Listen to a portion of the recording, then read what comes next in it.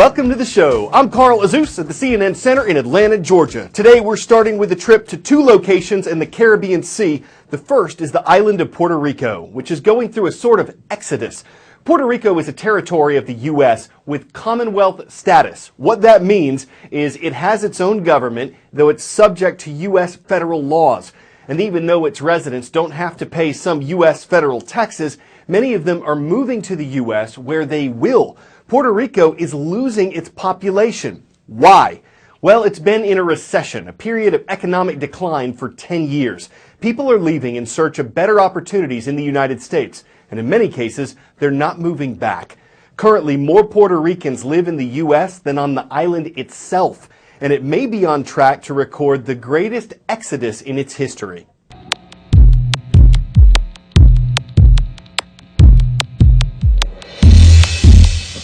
$70 billion.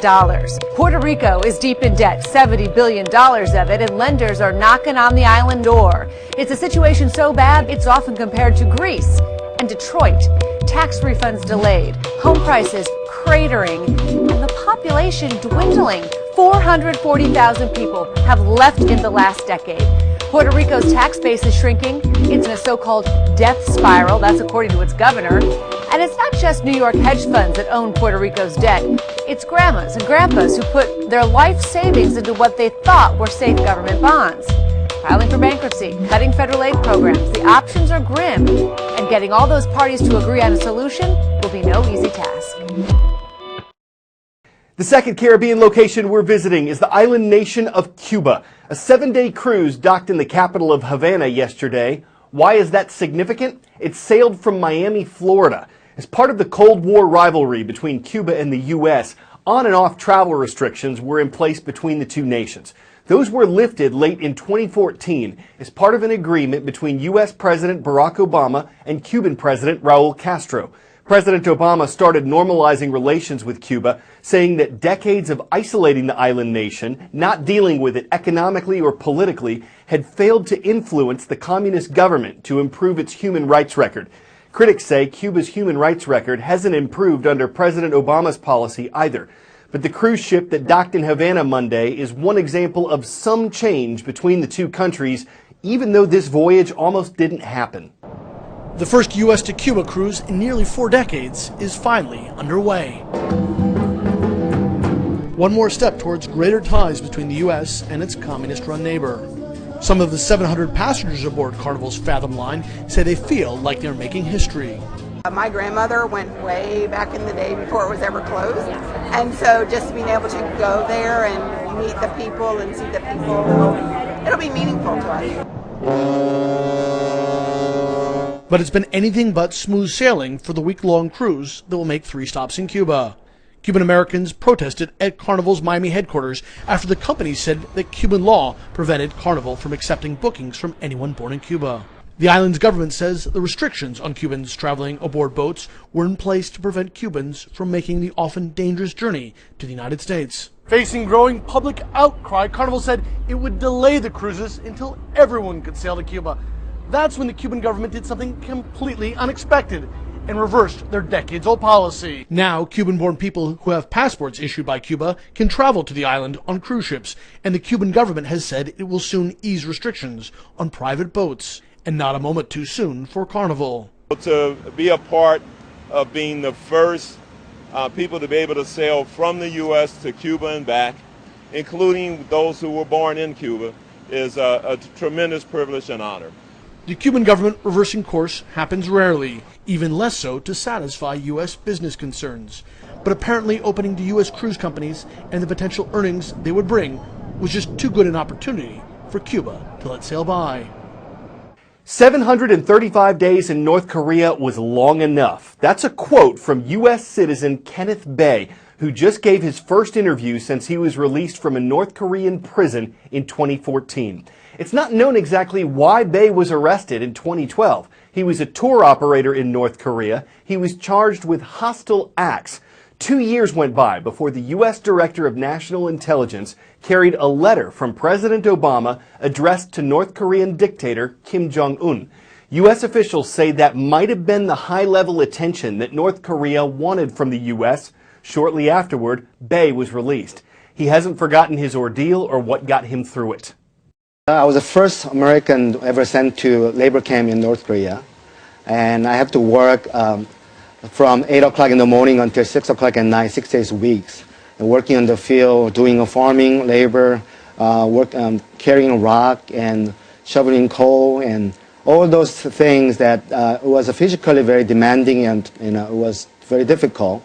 Especially I had back problems and different issues that I had before, even imprisonments. But along the way that I found myself adjusting the life in North Korea prison, just depending upon God, and then just solely pretty much living day to day and just live one day at a time.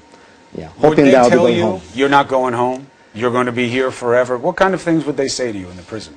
Well, there's one prosecutor who was assigned to my case for the last year of my imprisonment. He came to me almost every week and say, "No one remember you. You have been forgotten by people, your governments. You are not going home anytime soon. You'll be here for 15 years. You'll be 60 before you go home." What would that do to your head? Obviously, it was very difficult to take it in, but I was still holding on to the promise that it was from when I was praying and from God that He will be my rescuer, and knew that the U.S. government would do everything possible that bring me home. So I was holding on to the promise. From the U.S. East to the Middle East, it's time for the call of the roll. Carmel High School is up first. It's in the town of Patterson, New York, and it's great to see the Rams. Not too far away is the community of Blackwood, New Jersey, and we've got the Lions watching there at Glen Landing Middle School. And from the United Arab Emirates, hello to our viewers at Dubai American Academy. It's in the Emirate of Dubai on the Persian Gulf.